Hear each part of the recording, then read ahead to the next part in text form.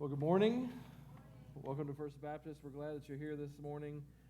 There was a time yesterday where we weren't sure if we were going to be able to meet at all.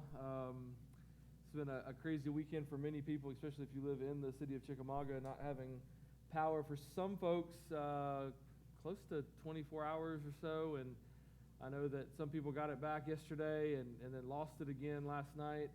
And so it's been kind of a crazy day. We're grateful that we're able to meet this morning and that the folks who are out working all weekend to help get power restored, we're grateful for that. A couple of things this morning as we begin our time of worship. This morning we are voting on a recommendation that's coming from both our Buildings and Grounds Committee and also our Budget and Finance Committee.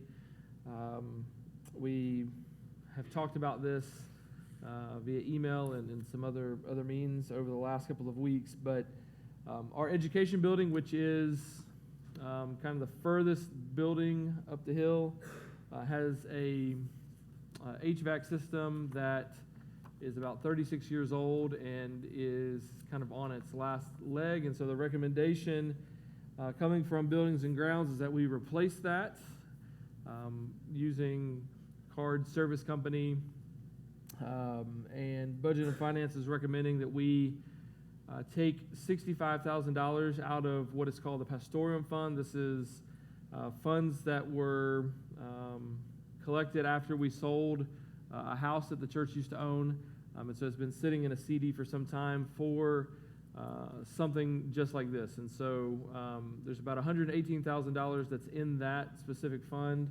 The recommendation is to take $65,000 of that to use it for this system upgrade that we need.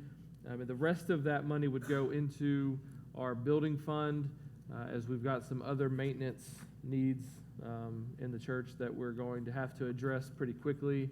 One of those being the AC in the sanctuary is a kind of a two-circuit system. One of the compressors has gone out last week, and so we are going to have to very quickly address that. This morning you'll get a ballot. If you're a member of First Baptist, you'll get a ballot, and you can fill that out. It's a simple yes or no ballot. You can read that, make sure you read over it so you understand exactly what is being recommended, and then you can turn those ballots in this morning. I want to let you know also the M&M's, our senior adults ministry, they are having an outing on Thursday. You can find information about that in your worship guide. And then also there are many places around campus where we are looking to engage people in ministry. There's a lot of ministry opportunities on campus here. If you are not serving in some area on a regular basis, we would encourage you to seek one of us out and say, hey, want to serve, want to get involved, let me know what is available, and we'll be glad to plug you into ministry. All right, let's pray together now as we begin our time of worship. God, thank you that we can gather in this place, and we pray as we sing praises to you and as we worship through teaching a song, God, that you are honored and glorified in this place. It's in Jesus' name we pray. Amen. We're so glad you're here. If you would please join us as we worship.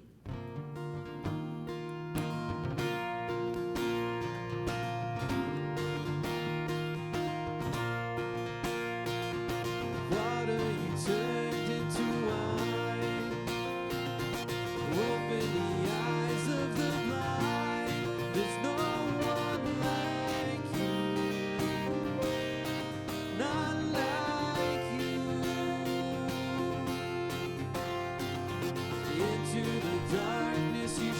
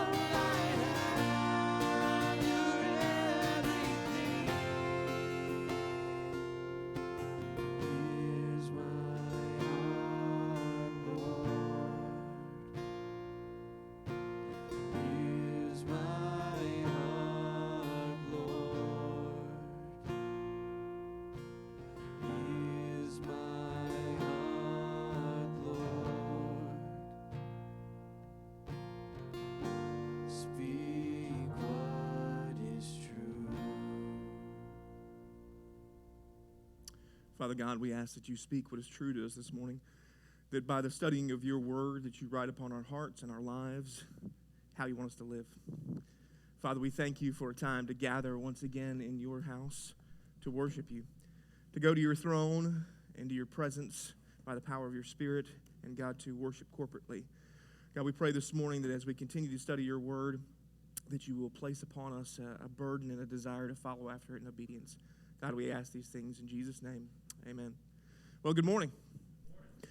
We have quite a few folks who have gotten COVID recently, and I just wanted to make you aware of that. It's been kind of going around in our community again, and so folks are doing okay, but we've got quite a few folks who are out and sick, so be in prayer for your fellow church members as they are struggling a bit through some of this. It's, again, one of those things that has become somewhat normative for our society, and that's unfortunate, but we do have folks who are not doing too well with that. This morning, though, I know that a lot of them are at home watching on their computer, and so I'm thankful for technology that we have that can show this service to folks all over the place.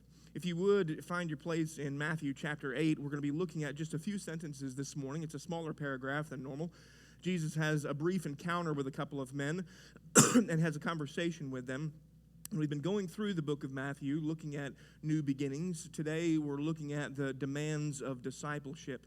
The demands of discipleship. In this life, things that are worth doing, things that are worthwhile, are often demanding. Does anybody in here, has anybody in here ever heard the name David Goggins? Okay, so I wouldn't recommend all of his stuff because he tends to have a foul mouth at times. However, David Goggins is a ultra athlete. He has an interesting life story. He ended up becoming a Navy SEAL. Through his childhood, he grew up kind of rough, and he found himself at a place where he had gained 125 pounds, and so he was a large man. He was significantly overweight, but he decided that he wanted to be a Navy SEAL. So he went to the recruiter's office, and they told him in order for him to even try out, he would have to lose over 100 pounds. And so this large man began this process, this grueling process of losing this 100 pounds. He got to the point where he was able to train, and he became a Navy SEAL. Through his Navy SEAL training, he learned some mental fortitude and some other things that drove him to become this ultra athlete, this ultra marathon runner, where this guy will go run 60 miles. I mean, like just go run. He tells these different stories about this one guy who's a friend of his. He said they were going to try and run like 100 miles in 4 days. And so they would get up at every 4 hours they would wake up and run 10 miles. And it's just like this ridiculous nonsense that seems berserk. But this guy became an ultra athlete, and it had to do with a certain mental fortitude that he aspired to have. And what this shows is that everything that you want to do, everything that you desire to do that is worthwhile, most definitely has a cost. I mean, if you think about it, the things that you do in your life, the things that you learn to do, they have a cost. There is a cost to those things that are good. If you want to learn how to play golf, as everybody knows who plays golf, it takes a lot of time and a lot of practice. If you want to become good at baseball, if you want to become good at playing the guitar, if you want to become good at fill in the blank, whatever it is, it has a cost. And over a period of time, if you put in those demands, then you can find success. There are demands to discipleship. There are demands to following after Christ. He even says, if anyone wishes to follow after me, he must take up his cross and deny himself. Looking through the book of Matthew, we've seen Jesus ministering to people, and he's going to tell us about through these short conversations here in this particular chapter, this particular passage, that there are demands to discipleship. But I want to just reimagine or re-examine where we have been. For 3 chapters, chapter 5, 6, and 7, we sat at the feet of Jesus at the foot of the mountain, the famous Sermon on the Mount, looking up to his teachings on the kingdom. We saw this new humanity, this new kingdom shaped in his own image, a people whose righteousness overflows into humble joy because they have this enemy-loving mercy, this fortitude, this trust in the Father. And all of this, to our astonishment and to the astonishment of those who are listening, gives us faith towards obedience in himself. So we hear this man and we obey this man, and then we end up having joy in the Father because of this. And if you don't, then we are like the man who has a house that was built upon sand and it's going to fall in. We heard this message and we began to see this raw authority of Jesus, the authority that had been veiled for a period of time, but now is poking through. It's revealing itself, showing us these awesome claims, and this authoritative teaching is a reality. So his authority coming through this veil now revealed in the demonstrations of his actions. We see him cleanse a leper. We see him heal the centurion's servant from a distance. We see him heal Peter's mother-in-law from a fever and then cleanse those who are demonically oppressed. And all of these demonstrations of his authority, I want you to recognize, they're not just merely miracles. They're signs. They are signposts that point the way to something significant. They signify, they demonstrate that there's something about Christ and his mission. They're not just random acts of the miraculous, but they are deliberate demonstrations showing us who Jesus actually is. So we've seen so far, in a word, that Jesus Christ is Lord. Lord over all things. Lord over the curse of sin. Lord over human illness. Lord over human empires. And even the Gentiles are beginning to see this and recognize this. For example, the centurion's servant, the Lord has power over everything, including the demonic realm. And so he's beginning to set things right that have been out of place. He's come to heal and restore and reclaim and reassert the dominion of God and the mankind of God and put them at peace with God. By the end of this section of the Gospel of Matthew, we'll see that his authority stretches to every corner of reality. Authority over man and spirit and created things, and visible and invisible. And what's happening is the power of God and the authority of Jesus is coming into clarity for the crowds that are around him. They're beginning to see Jesus and to see the real him. The landscape is becoming very, very clear. Ever drive down a road that is covered with fog? The sun begins to peer through and begins to break up that fog, and you can see a whole lot more. That's what's beginning to take place. Jesus has spent his life preparing for these moments. He's arrived at these moments where he begins to teach, and the veil is being lifted from the people who are around him, following after him, and they're beginning to see who Jesus really is. Remember last week I said we have to see Jesus for who he is. He's either a liar, he's a lunatic, or he's Lord. Well, he is full-on displaying that he is indeed the Lord, and the people around him are beginning to see him for who he really is. He can no longer hide in the shadows, but they're seeing him for who he is. So I have two favorite Disney movies. Aladdin and the Sword and the Stone. Some people think the Sword and the Stone is not that great. Well, you're wrong. It's a great movie. But Aladdin is just a fantastic movie. And there's a particular scene where Jasmine goes out into the streets and she's doing some shopping, but she's hidden herself so that nobody can recognize who she is. Well, she can only hide herself for so long before she ends up revealing who she actually is, and people respond and bow to her because of who she actually is. Well, that's a fictitious story, but this is a real story where people are seeing Jesus finally in light of who he actually is. And his demonstrations of these miraculous things are these signposts that are pointing to the truth that he is indeed the Lord. So the simple question is, what happened as they begin to see him, as they begin to see his goodness and his authority and his power? Well, when we pick up in verse 18, we'll see what begins to happen. So join me in Matthew chapter 8, verse 18. Now, when Jesus saw a crowd around him, he gave orders to depart to the other side of the sea. Then a scribe came to him and said, "Teacher, I will follow you wherever you go." Jesus said to him, "The foxes have holes and the birds of the air have nests, but the Son of Man has nowhere to lay his head." Another of the disciples said to him, "Lord, permit me first to go and bury my father." But Jesus said to him, "Follow me and allow the dead to bury their own dead." Two powerful and interesting statements, and I think that Jesus uses them for a purpose, and we'll unpack those. The response to Jesus' miraculous works, these signposts, this revealing through the veil of his great authority, is this, that crowds gather around. People begin to come around him. This large crowd gathers around, and Jesus says, all right, we need to travel on. We're moving from this side of the Sea of Galilee to the other side. There's some significance in this. What's taking place is Jesus is leaving the predominantly Jewish area, and he's traveling to the more predominant Gentile area. And he's escaping these crowds that are gathering around him, but he has ministry to do to the Gentile people as well. So he's getting ready to cross the Sea of Galilee, and two men speak to him, saying that they want to follow after him.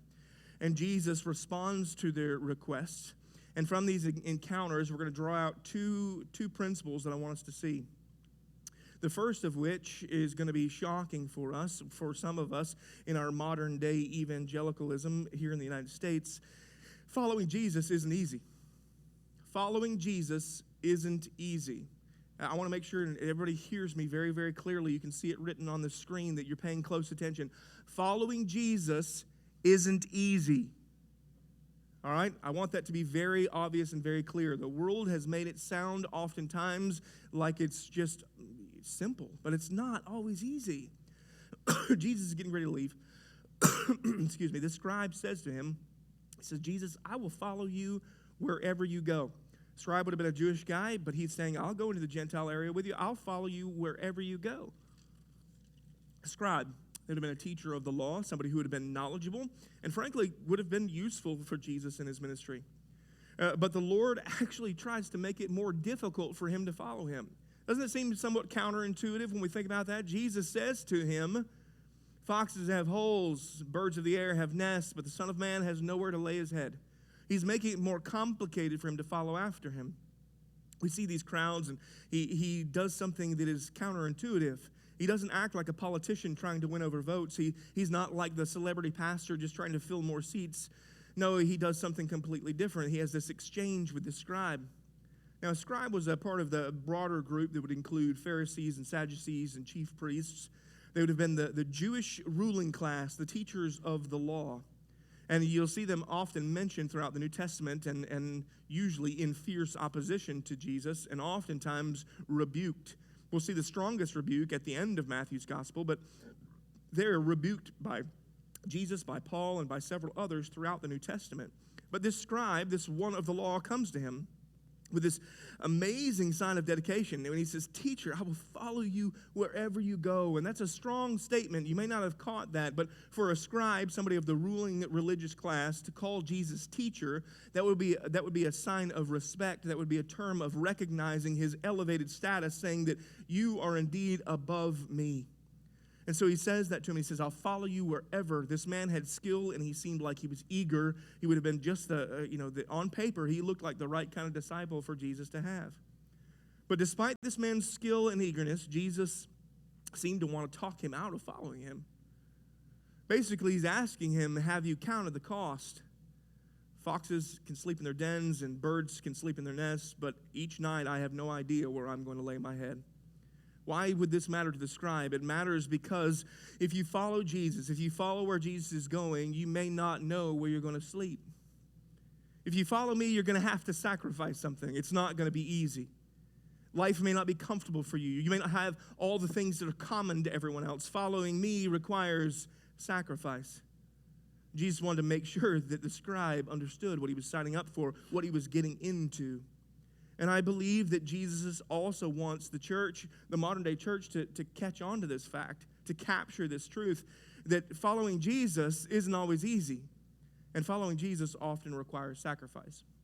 And one of the things that is so frustrating to me is there is this behind-the-scenes idea in the marketing of Jesus. When I say the marketing of Jesus, the way that the church often speaks about Jesus, that if you just come to Jesus, everything's going to be easy. You're going to be healthy. You're going to have plenty of money. Everything's going to be taken care of. There is this mentality that coming to Jesus, it just means life's going to be simple. And I think that's crept in, especially in the United States, because we have a sort of comfortable Christianity.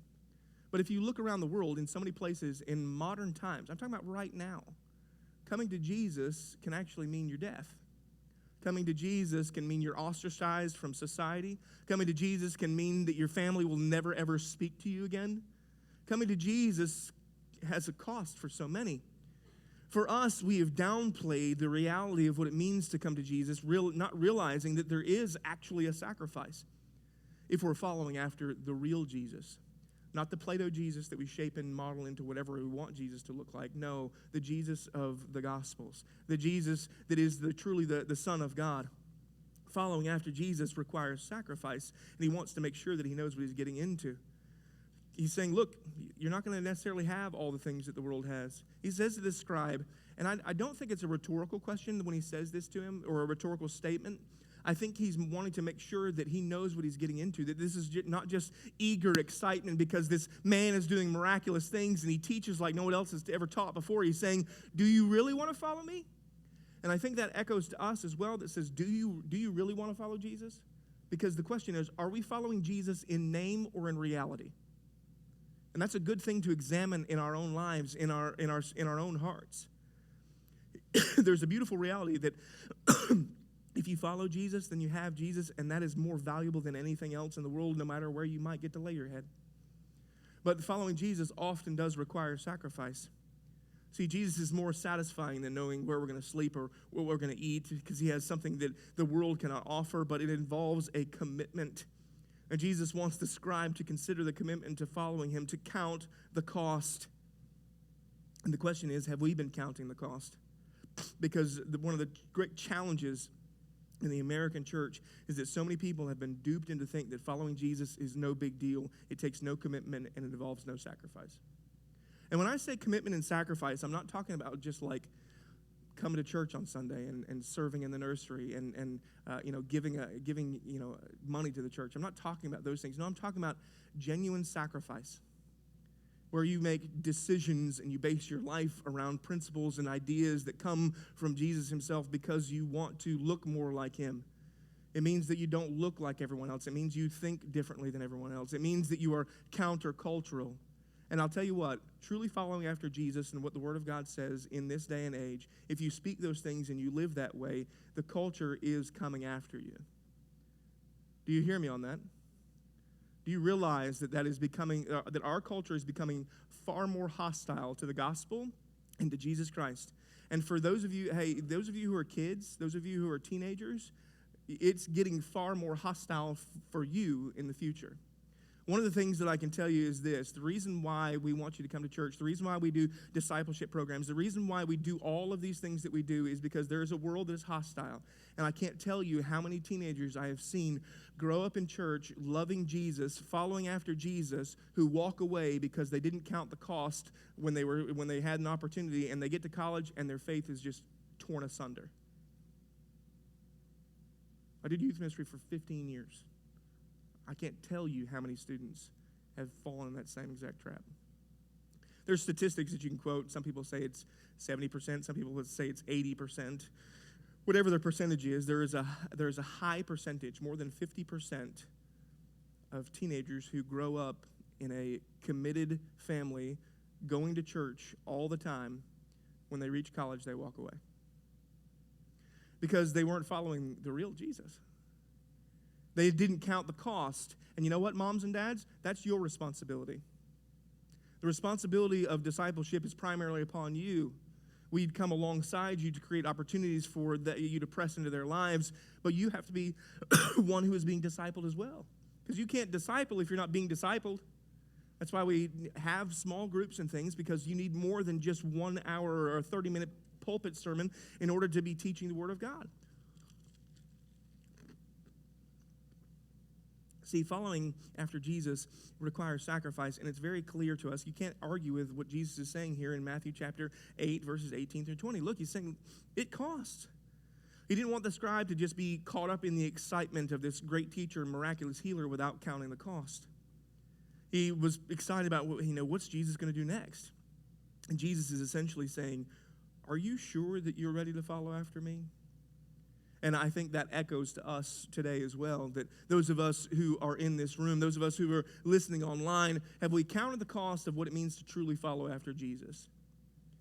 Are we following for just, we've always done this is what we grew up doing?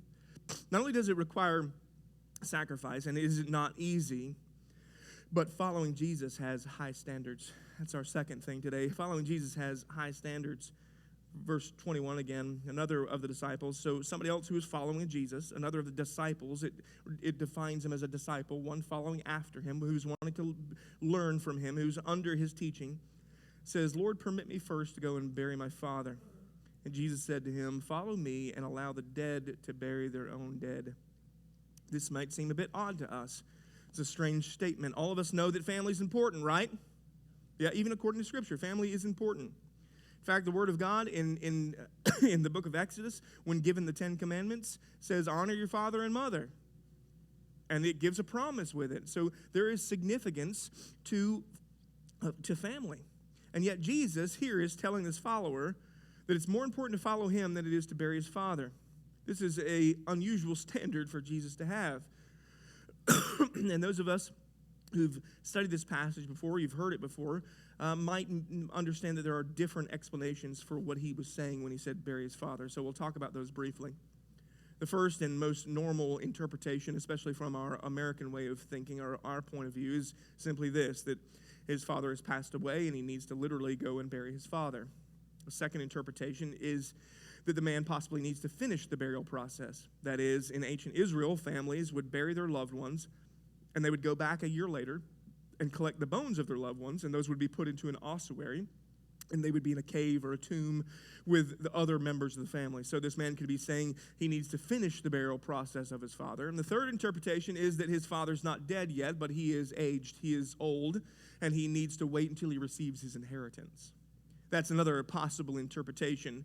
And so in this view, he's basically saying, I need to take care of my father in his old age, or wait for my father to die, and then I can follow you. Well, whatever the interpretation might be, here's the secret, dear church. It doesn't matter which one. It all has the same meaning. Jesus saying, following me is more important. Follow me and let the dead bury their own dead. We follow the one who has life, who's offering life beyond life. And the word he's speaking is this. The world is full of spiritually dead. Physical death abounds everywhere, and so we must be seeking out life. I've come that you might have life and have it more abundantly. I am the way, the truth, and the life. Jesus says, this man, follow me. So it doesn't matter if he's got to miss a funeral or delay the family burial or move away from his aging father. What is important is that he's saying, follow after me. Nothing can take precedence over following after Jesus. Now, I think that Jesus is using this point as a teaching point. He's not telling us that family is insignificant. He's not telling us that we shouldn't care for our family. No, what he's saying is there is a greater value to following after him than anything else.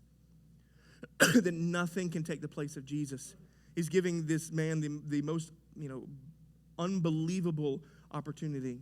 And in the back of my mind, I even said to myself, isn't family good? Shouldn't we bury our father? Yes, we should bury and care for our loved ones. There's a lot of good things in this world that we should do, and those things please God when we do them. However, nothing takes the place of following Jesus. Nothing takes the place of following Jesus. And I think he uses such a powerful statement, such an extreme example, because following Jesus is significant. We must genuinely and faithfully follow after Jesus. Our hearts must be devoted to him more than anything else. Truly following after Jesus is more important than loving our parents, loving our children, loving our church. It's more important than preaching. It's more important than our health, than our finances, than our popularity, our longevity, our legacy, our notoriety, our anything, our work, our play, our preferences, anything. Jesus is more significant. And so we don't let anything get in the way of following after Jesus. What a high calling when Jesus says, follow me. Follow me. And guess what? It's not to just these disciples and these crowds that gathered around him. The same thing is to us. It's the same call to you and I that Jesus extends. That through his sacrifice on the cross, through his resurrection and conquering over sin and death, he beckons to us to follow him. To follow him anywhere and everywhere he calls us to go. And that might mean difficulty for our life. That might mean sacrifice for our life. That might mean taking us places we wouldn't necessarily go. It might mean the mission field overseas. It might mean the mission field next door. It might mean a whole lot of different things, but following Jesus has high standards, and sometimes they're uncomfortable. Following Jesus, though, requires sacrifice. This first man was eager to follow Jesus, but Jesus cautioned him to count the cost and not jump in too quickly. The second man was too slow following Jesus because earthly matters took priority. On the outside, these conversations may seem odd to us because what he's saying is are you sure? Are you sure you want to do this? Are you sure you really want to do this? You ever been in a situation where you were getting ready to do something and somebody's like, are you sure you want to do this? Some young men a few weeks ago brought some peppers to church, and they were going to share those peppers with different people, and some of our lovely interns decided they were going to try those peppers, and thought to myself, are you sure you want to do this? Of course, the young man was a little deceptive and said, oh, they're just sweet peppers. And so it was great to see our two lovely lady interns over here running around the kitchen.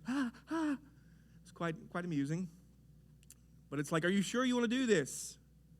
So Jesus is saying to both of these, are you sure you want to do this? Have you measured what it actually costs? And he calls them to this because he wants them to understand that this is significant. The words from Jesus might seem strict. They might seem rigid. They might even seem difficult. However, we must realize what it means to follow after Jesus. It's going to require a sacrifice. It's not going to be easy, and it's going to have high standards. It requires a total and radical devotion. He doesn't want second place in our life. He has to be our focus and our direction. Why talk, people out of following him? Why would Jesus do that? Doesn't that seem odd? It seemed odd to me when I was studying this passage this week. I was like, it's already complicated to follow after Jesus. Why is he making it seem more complicated? And make no mistake, this is a regular feature that happens in Jesus' interactions with crowds, with those who would follow him. If you remember in the Gospel of John, right after gathering this huge multitude of followers, he was feeding thousands, with bread and fish, and he was doing all these amazing things, and people were listening and gathering all around him. Jesus gives one of his most difficult teachings. He says, truly, truly, I say to you, unless you eat the flesh of the Son of Man and drink his blood, you will have no life. And people were like, do what? And so it records directly after that, though, in John 6, verse 66, after this, many of his disciples turned their back and no longer walked with him. They heard a hard saying, a hard teaching that Jesus gave to them, and when he gave that hard teaching, they walked away. Or remember the rich young ruler? Later on, we'll find this account, and it's in Matthew chapter 19 in the Gospel of Matthew. And this rich young ruler came to Jesus, and he wanted to be a disciple. He wanted to be a follower of Jesus. He said he wanted to follow him. And what did Jesus tell him? He said, yeah, follow me. Take everything you have, sell it, and follow me. And it says this young man walked away with sorrow because he was a man of great possessions. Now, I don't think that Jesus has called us to some sort of poverty gospel where we literally sell all of our stuff and we live like monks and shave our heads and all this other stuff. But what he is calling us to, and the reason why he called that young rich man was because his riches, his possessions had prominence in his life over Jesus as Lord. Because if Jesus is Lord, if he is truly Lord, then nothing else in our life can have prominence or precedence over him.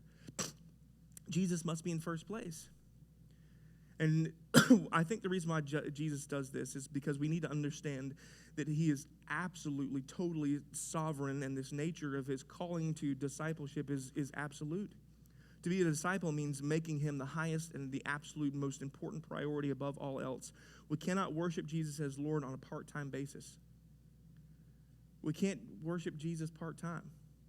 We can't have competing loyalties. Sunday we worship Jesus. Monday we worship whatever. Tuesday we worship. Wednesday we worship. No, every day we worship Jesus.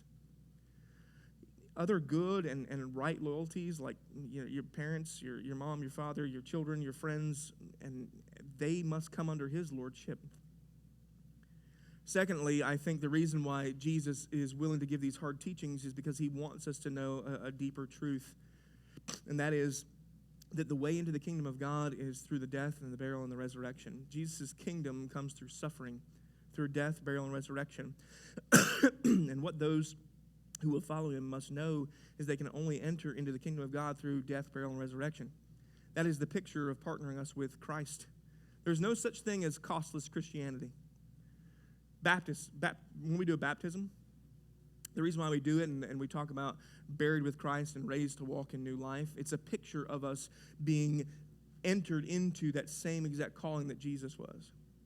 Death to our old life, risen to walk in a new life that is pictured as the picture of the gospel itself.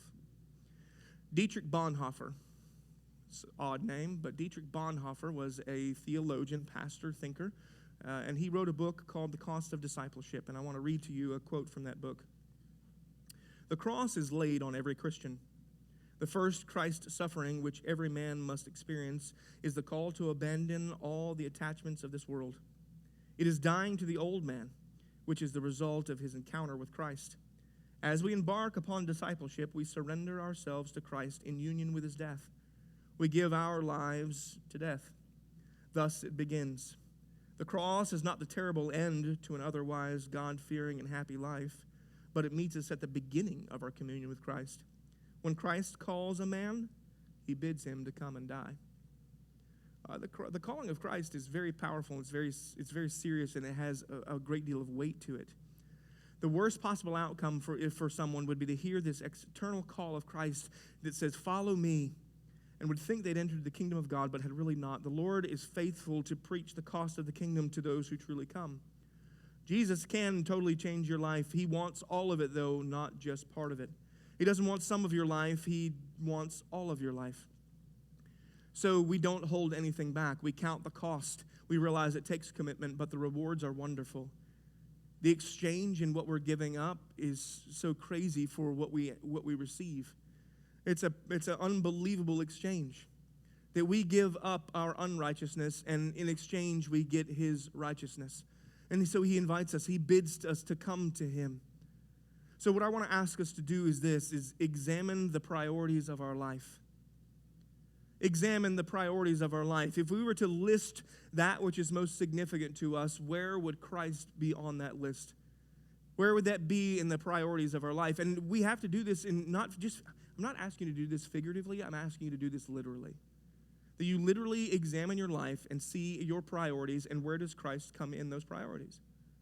You say, well, how do I do that? Well, examine your life.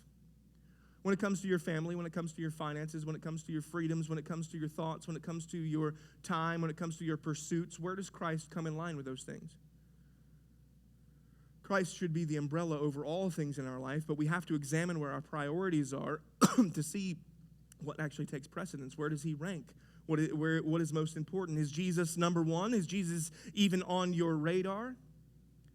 And so we ask ourselves, what would it take for me to have him as number one? Then the second thing is, what would it take for me to not faithfully follow after Jesus?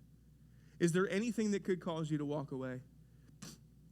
Is there anything that would cause you to walk away? My son has these YouTube videos he likes watching that people are challenged to do all kinds of different things for different amounts of money.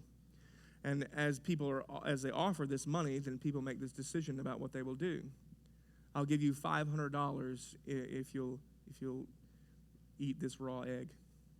And the person's like, no, I'm not doing it. Okay, how about $1,000? How about $10,000? Whatever the scenario is, the money keeps getting amped up. Would you be willing to do this for that? Would you do this for $1 million? Would you do this for $5 million? And most of us are like, I'll do just about anything for $1 million. What about walk away from Christ? Would you walk away from the gospel for $1 million? And the question is, very few of us have actually ever seen that amount of money. If I were to show you that amount of money in cash, you'd be astonished at how large of a pile it is. Would there be a temptation in you to walk away from following after Jesus for a pile of money?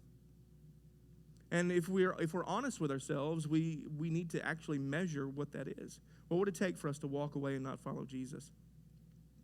And then some of us have been following after a Jesus of our imagination. The Jesus that doesn't show up in scriptures, that's not the one of the Gospels. Yes, Jesus is indeed meek and mild in many ways, but do not be mistaken, he is also Lord. And because he is Lord, he has authority over all things, and there's coming a day where, yes, each and every one of us will face judgment. And after the judgment, we end up in a destination. That destination is either eternity with Christ or eternity separated from Christ. And so we make a decision to follow after him, making sure that we're not going through the motions and following after the real him. Following him requires sacrifice. It requires a life that is not always easy, and it requires living up to high standards. So we can't play around. We actually have to have Jesus in the position of number one. If you've not been following him, you can start following him today. He will totally change your life. examine your heart this morning and ask yourself, are you ready to follow him? Let's pray. Lord, we thank you for your word and for the example of these two men. God, we understand that there is indeed a high calling to obedience when following after you, and we desperately want to be those who take that to heart. We want to be those who do indeed truly follow after you. So we ask, God, that you, through your Spirit this morning, that you help us to examine our lives, examine our hearts, examine our priorities, and see if you indeed are number one. And God, if we've not been pursuing your Son in that way, help us to do that this morning. God, help us to reprioritize our life, recognizing that following after him does have a cost, but the exchange is so great. And the exchange is the reward that we have in you. God, do a work in us this morning in Jesus' name.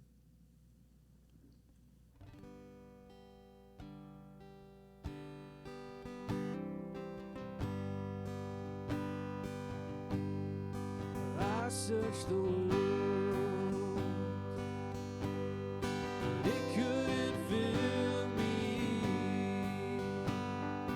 Man's empty praise, treasures that fade, are never enough. Then you came along, put me back together. Every desire is now satisfied here in your love. Oh, there's nothing better than you. There's nothing better than